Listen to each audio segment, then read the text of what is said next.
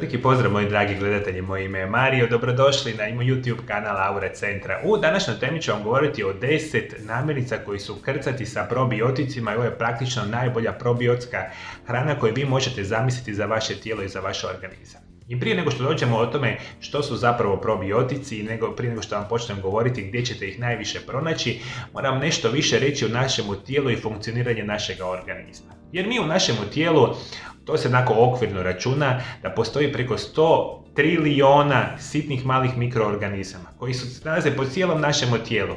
Od očiju, kože, nosa, usta do same probave po cijelom našemu tijelu. I mi sa velikom broju tih zdravih mikroorganizama imamo simbiotski odnos. Što konkretno znači da mi jedno drugima činimo na neki način izuzetno bitnu perspektivu specijalno u zdravlje. Mi tim mikroorganizmima dajemo stanište, oni se nalaze u našemu tijelu, a oni za uzvrat nama daju izuzetno bitne perspektive za naše zdravlje.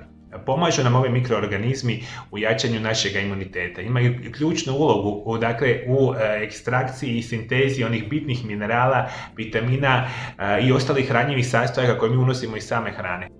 Sami mikroorganizmi pomažu u našoj probavi, u našem metabolizmu, eliminiranju toksina iz našega tijela, imaju iznimnu ulogu u prevenciji prekomjernog rasta loših bakterija, očuvaju naš integritet i funkciju naše, apsolutno probave i ključni su za onaj dio nečega što mi nazivamo crijevni mikrobiom. A ja sam puno puta na mome kanalu pričao da crijevni mikrobiom, to je onaj dio što se nalazi najviše u našoj probavi, tankom i debelom crijevu, je praktično ključan za naš imunitet. I naš imunitet kad je jak, mi se puno jednostavnije borimo protiv raznih bolesti, upala i slično. Dakle, svi ti sitni mikroorganizmi igraju veliku simbiozu sa našim tijelom i mi smo onda zdravi. Međutim, kada se situacija iz raznih perspektiva dogodi, a to će biti posljedica bolesti, loše hrane, loših namirnica, stresa, nespavanja, enormne količine lijekova koje unosite na dnevnoj bazi, vi uništavate taj bitan dio mikrobiotskog sustava našega tijela i naš imunitet pada i mi se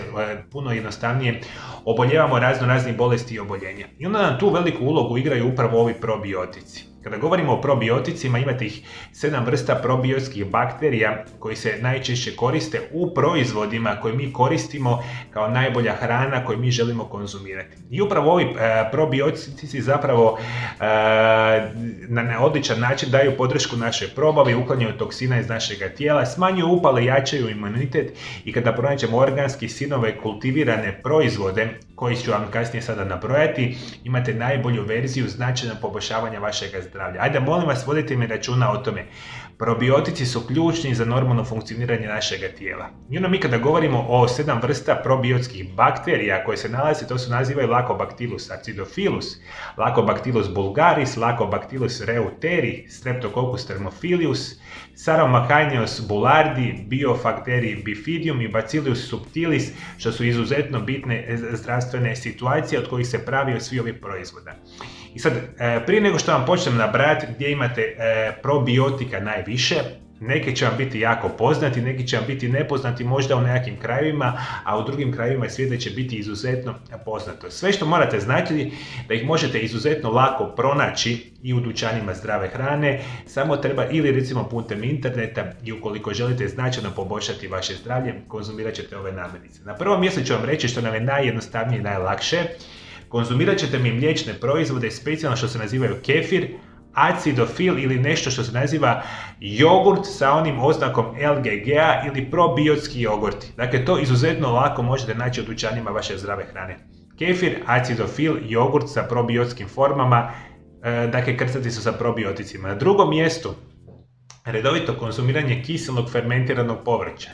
Pa onda želite mi redovito konzumirati kiseli kupus, kiseli krastavci, kisele recimo masline, sve što možete zamisliti da je ukiseljeno kao nekakva zimnica koji se koristi na redovitoj bazi, krcato je sa probioticima. Ajde, molim vas, jako me vodite računa o tome. Ovo je vama svima poznato. Dalje ću vam reći, recimo jabučni ocat, organski jabučni ocat vam je jedan od onih preporučenih namirnica koji želite konzumirati ako želite unositi adekvatne količine probiotika. Ovo je sve super jednostavno jasno, međutim sad ovih nekoliko namirnica što ću vam nabrojati, velikom broju osoba možda neće biti poznato, ali velikom broju osoba i hoće. Dalje što ću vam preporučiti, postoji nešto što se naziva tempeh. Tempeh je fermentirani sojin proizvod koji se pravi jedan namirnica koji je okus opisan kao orašast zeljeni sličan onome u gljivama.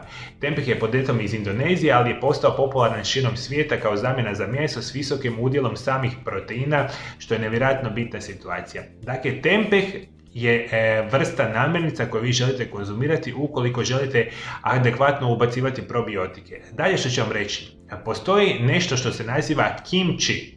Kad govorimo o samom kimčiju, je fermentirani i začinjeni korejski prilog.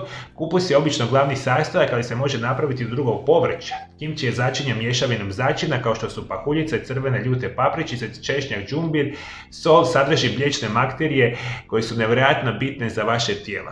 Dakle, kimči i proizvode od kimčija super su krcati sa samim probioticima. Dalje, postoji jedna vrsta namirnica koju mi nazivamo miso. Mi kada govorimo o misu je japanski začin koji se tradicionalno proizvodi fermentacijom soje sa soli i vrstom gljivica koje se nazivaju koji. Miso se također može napraviti miješanjem sa drugim sastojcima kao što su ječam, riža, raž, nevjerojatno bitna situacija. I još dvije vrste namirnica. Postoji nešto što se naziva kombucha i postoji nešto što se naziva natto. Opet su to dvije vrste namirnica koje morate pronaći u dućanima zdrave hrane ili ako me slušate na nekim drugim krajevima svijeta, vama je to nešto sasvim normalno u svojoj svakodnevici. Definitivno kad razmišljamo o kombuči je fermentirani crni ili zeleni čajni napitak. Ovaj popularni čaj fermentira se prije kolonija samih bakterija, izuzetno je popularno u Aziji, a natto je popularno jelo u Japanu koje se napravi od fermentirane soje. Izuzetno je zdrava perspektiva za vaše tijelo i za vaš organizam. I ove sve vrste namirnice su krcate sa probioticima. Sve što vi želite ih redovito konzumirati, vjerujte mi na riječ, vaše zdravlje će biti na puno boljoj perspektivi i puno jednostavnije ćete se boriti od bilo kojih potencijalnih bolesti i upala u vašem tijelu i vašem organizmu. Svi moji dragi gledatelji preko društvenih mreža na mome Aura Centar YouTube kanalu imate nekoliko tisuća video zapisa koje sam namijenio svima vama iz perspektive poboljšavanja vašeg zdravlja na potpuno prirodan način. Sve što vi trebate da dole ispod video zapisa potpuno besplatno da se pretplatite na moj kanal. Kliknite na ikonu zvona i svaki dan ćete biti obavješteni o novoj zdravstvenoj temi koju samo za vas ja radim na mome Aura Centar YouTube kanalu. Hvala lijepo što me pratite do druge teme. Lijep i ugodan pozdrav.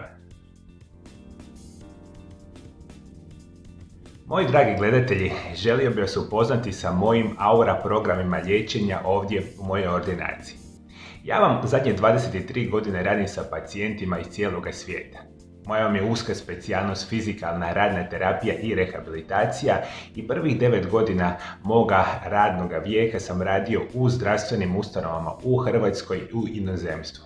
Međutim, 2009. godine na moju veliku želju otvorio sam svoju ordinaciju koja se danas naziva Aura Centar za liječenje i rehabilitaciju iz Valpova u Hrvatskoj. I radeći zadnjih 13 godina u svojoj ordinaciji sa desecima tisuća ljudi iz cijeloga svijeta, razvio sam specijalne programe liječenja koje omogućuju vama trajno, sigurno i bez ikakvih nuspojava apsolutno liječenje vaših bolesti. Ono što vam ja radim danas u mojoj ordinaciji koristimo u liječenju najmodernije oblike fizikalne terapije i rehabilitacije što postoje. Ovdje iza mene možete vidjeti moju ordinaciju i nešto od mojih aparata koje ja koristim u radu sa mojim pacijentima. Ono što mene izdvaja od velike većine drugih zdravstvenih djelatnika je moja sposobnost da svima vama omogućim najbolje prirodne oblike liječenja. Dakle, vi kada dođete kod mene u ordinaciju, osim najmodernijih oblika fizikalne terapije i rehabilitacije, ja ću kompletno promijeniti vaš način života. Promijenit ću vašu prehranu, za vaše bolesti ću preporučiti najbolje dodatke prehrani koji će ciljano, jako brzo i trajno izliječiti vaše bolesti i oboljenja. Omogućit ću vam najbolje preporuke prirodnog tipa i svi vi koji gledate moj Aura Centar YouTube kanal, znate jedan mali dio onog moga znanja koji ja prenosim svojim pacijentima ovdje u ordinaciji. Pripremit ću vam najbolje oblike vježbanja i puno toga, jer svi vi želite vaše bolesti liječiti bez ikakvih nuspojava i ja sam praktično danas u stanju u mojoj ordinaciji izliječiti 90% najtežih kroničnih oboljenja što postoje ovoga tipa i što se naravno radi u mojoj uskoj specijalnosti, u mojoj praksi.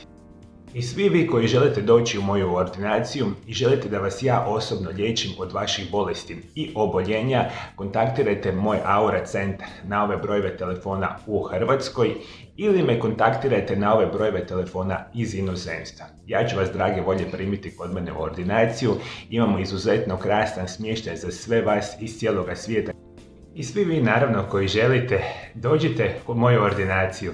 Sposoban sam na najbolji mogući način izliječiti vaše bolesti i oboljenja i na kraju pružiti vam pristojan, zdrav život koji svi vi na kraju zaslužujete.